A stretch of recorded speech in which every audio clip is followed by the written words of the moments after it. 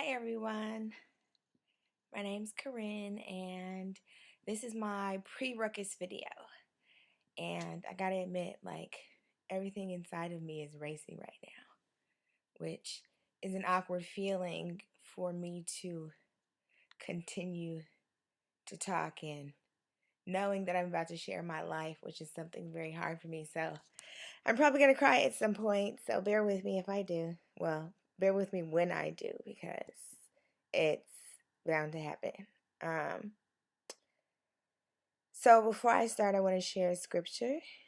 Um, and it's coming from my favorite book in the Bible, which is Matthew. And it's Matthew 4, verse 23, which reads, "And Jesus went about all Galilee, teaching in their synagogues, preaching the gospel of the kingdom, and healing all kinds of sickness and all kinds of disease among the people."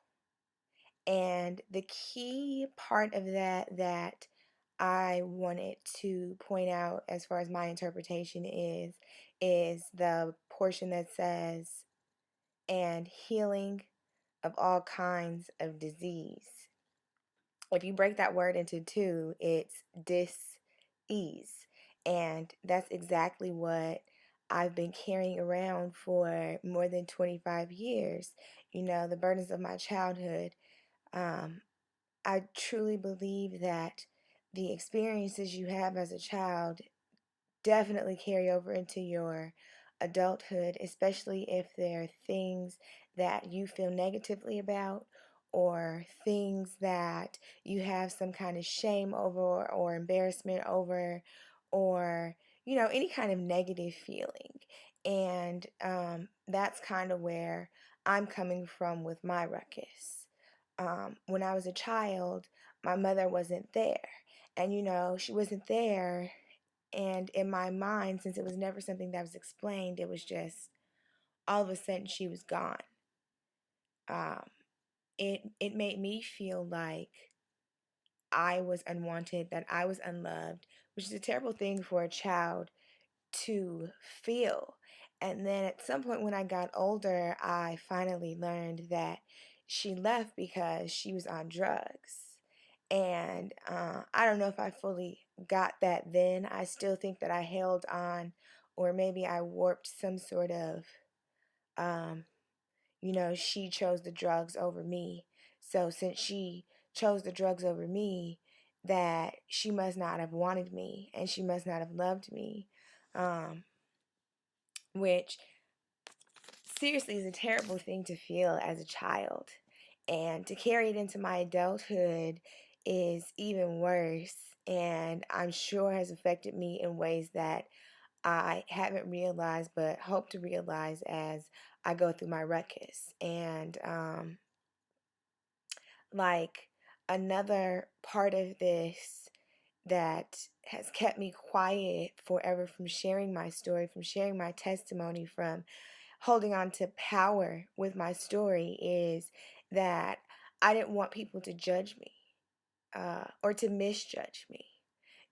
Sometimes you have people being judged because of where they come from, which is never indicative necessarily of who that person really is. But still, I had this huge fear that if I told someone about my past, that they would misjudge me and judge me based on the merits of my mother rather than my own personal merits. And another thing that kept me from telling my story is the immediate feeling of vulnerability.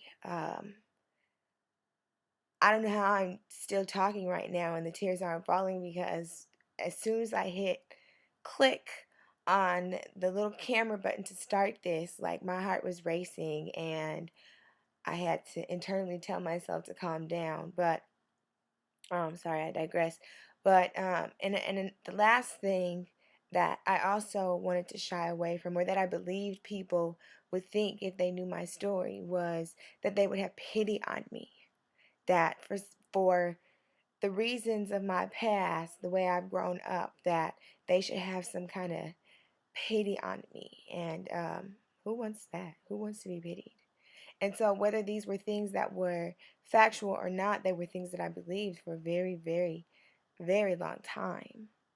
Um, and I mean, aside from that, which I guess I would say is maybe 25% of the equation, and the other 75% is me just feeling ashamed. And I felt ashamed for my mother's decision, not my own decision. Clearly, I was just a child and I was her child, and I didn't choose to use drugs. And I didn't then understand why she did. Um, as I've gotten older, of course, I've learned a lot more, and I now do understand what an addiction does to a person. So I I no longer believe that my mother doesn't love me or that she didn't want me, but those demons still were being harbored inside of me as if I was carrying them around as my pretty little package, which is ridiculous. But we do that, or at least I clearly have done that. And I think really that's all I have to say. My ruckus ceremony is going to be tomorrow, and mine is going to be kind of unconventional as to what the developments had to do, because most of my loved ones and friends are on the West Coast, which is where I'm from. So we kind of had like a video submission and collaboration situation. So you'll just have to stay tuned for that. But before I sign out, I want to share this piece that I wrote when I was answering the questions on the development for the ruckus. This poem is called Free. I would be free from the tears I sob. I would be free from the shame I built so deep inside. I would let go and be free from the concept that my mother did not want me. Free from the thought that my mother was able to lie to me so easily, because clearly she was not able to love me enough. Tears have shed and dried away the burden and pain of carrying heavy choices, never my choices to make. Burden now bared, freed in weights, pinning my shoulders to a hunch while constantly pinching at my heart. Free, free, free, these burdens no longer with me. I'm free. Thank you guys so much for joining me. I hope you're able to continue to join me on my ruckus journey. I'm trying to say two different words. On my ruckus journey. I maybe I'm not now as nervous as I thought I was going to be, which is a great relief. Or maybe now that I'm closing out, I'm feeling this sense of relief, which is great. Oh, one other thing. My ruckus was actually supposed to start today, but the devil is a liar and tried to prevent me, or so I thought, from starting my ruckus on time. But in actuality, with me having my ceremony tomorrow, right after I'll be going to church, which is awesome, for some more spiritual upliftment after the ceremony, which, though not conventionally done, will still evoke a lot of emotions in me. So I'm excited about that. And I hope you guys are able to follow me on my YouTube channel and on my Tumblr blog.